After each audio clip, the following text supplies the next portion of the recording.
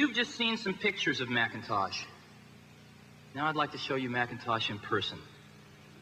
All of the images you are about to see on the large screen will be generated by what's in that bag.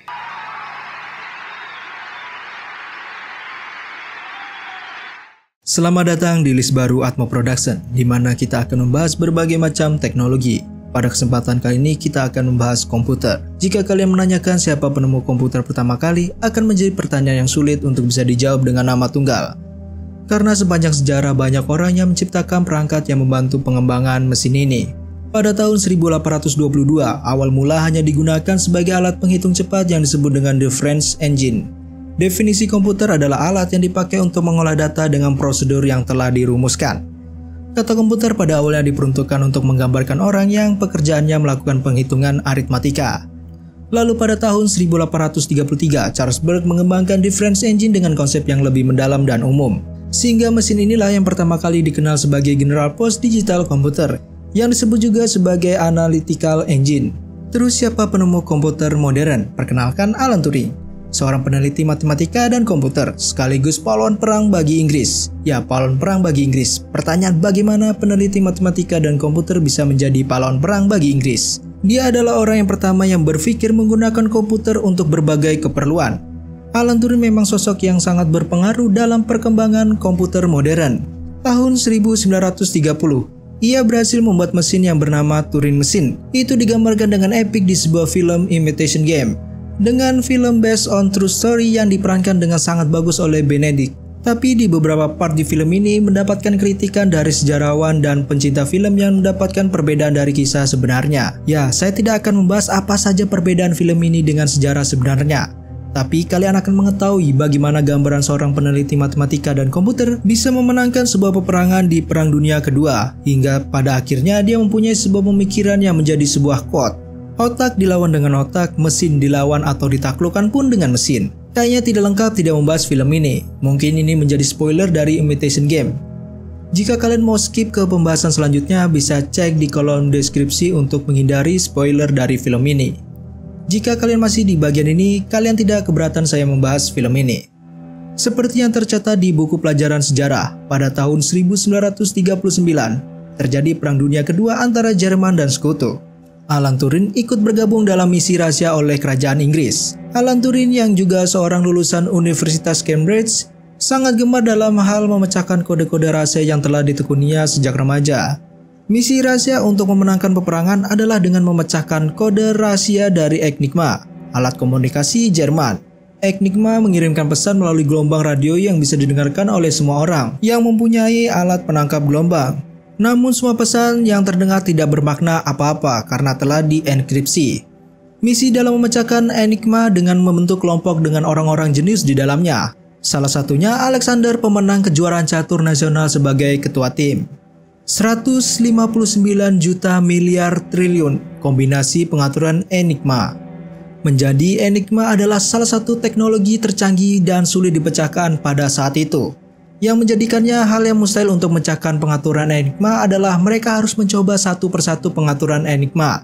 Namun yang paling mengerikan dari Enigma adalah kombinasi pengaturan selalu berganti setiap harinya, tepatnya setiap pukul 12 malam. Sebuah pekerjaan yang sangat mustahil diselesaikan dengan kecepatan manusia. Alan Turing memiliki gagasan untuk menciptakan sebuah mesin yang berfungsi mendeskripsikan kode Enigma yang berkali-kali lebih cepat dari kemampuan manusia. Pada awalnya semua orang menganggap ide dari Alan mustahil diwujudkan, dan dana untuk membangun mesin ini sangat besar pada waktu itu. Alan Turing tidak menyerah dalam pembuatan mesin ini dan mengajukan sendiri idenya ke Komandan Wilson. Akhirnya Alan Turing menjadi ketua dari misi rahasia ini dan memecat beberapa anggota yang menurut Alan tidak cocok dalam misi ini. Dengan hilangnya beberapa anggota misi rahasia, tim dari Alan Turing kekurangan staf. Maka dari itu Alan Turing ingin merekrut anggota baru dengan cara mengisi TTS. Cara yang sangat unik untuk merekrut anggota baru untuk misi rahasia. Dan tantangan TTS ini disebarkan ke seluruh penjuru Inggris. Semua kalangan mencoba memecahkan puzzle dari TTS tersebut dalam waktu di bawah 10 menit. Maka terkumpul orang-orang yang berhasil menyelesaikan TTS tersebut. Tapi tes sesungguhnya baru dimulai dengan memecahkan teka-teki dalam waktu 6 menit. Bahkan Alan Turing sendiri untuk menyelesaikan teka-teki ini membutuhkan waktu 8 menit. Yang mengejutkannya ada yang berhasil menyelesaikan di 5 menit 54 detik yaitu Joan. Maka staf dari misi rahasia ini lengkap kembali. Setelah berdiskusi dengan Joan, akhirnya mesin buatan Alan Turing berhasil dibuat. Tapi mesin tersebut tidak sesuai harapan. Mesin tersebut hanya berputar tanpa tujuan yang membuat anggota misi tersebut pupus harapan. Sampai di mana Alan Turing menyadari satu hal dalam memecahkan enigma. Dan tim Alan Turing berhasil memecahkan kode dari enigma. Dengan berhasilnya mesin Turing ini, maka Inggris berhasil mengatasi serangan dari pihak Jerman. Tidak dapat dipungkiri, teknologi yang kita gunakan sekarang sebagian besar diciptakan dari hasil Perang Dunia. Bahkan komputer modern diciptakan saat terjadinya Perang Dunia Kedua. Kita kembali membahas komputer modern. Pada tahun 1947, mulailah ditemukan transistor oleh 3 orang fisikawan. Inilah cikal bakal semua barang elektronik yang mempunyai ukuran kecil secara drastis. Dan transistor dianggap oleh ilmuwan penemuan paling luar biasa di abad 20. Sehingga 3 fisikawan tersebut mendapatkan hadiah Nobel Fisika pada tahun 1956 atas penemuan transistor. Pada tahun 1956, transistor mulai digunakan pada komputer, yang membuat komputer bekerja lebih cepat, hemat, dan kecil. Tahun 1958, Jack yang bekerja di Texas Instruments mengembangkan Integrated Circuit. IC mengkombinasikan 3 komponen elektronik dalam sebuah piringan silikon kecil yang terbuat dari pasir kuarsa. Kemudian berhasil memasukkan lebih banyak komponen-komponen lainnya ke dalam suatu chip tunggal yang disebut dengan semikonduktor. Hasilnya adalah semakin kecil karena beberapa fungsi telah diambil alih oleh IC.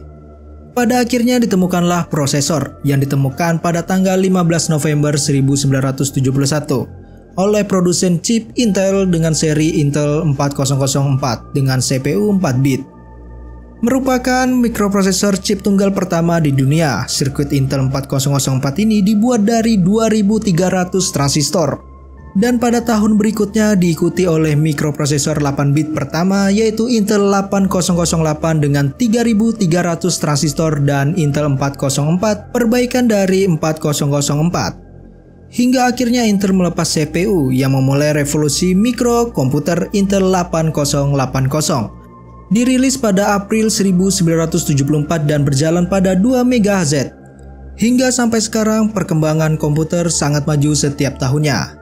Terima kasih sudah nonton video ini sampai akhir. Jika kalian suka dengan video kali ini, bisa like dan share ke teman kalian. Sampai jumpa di video selanjutnya.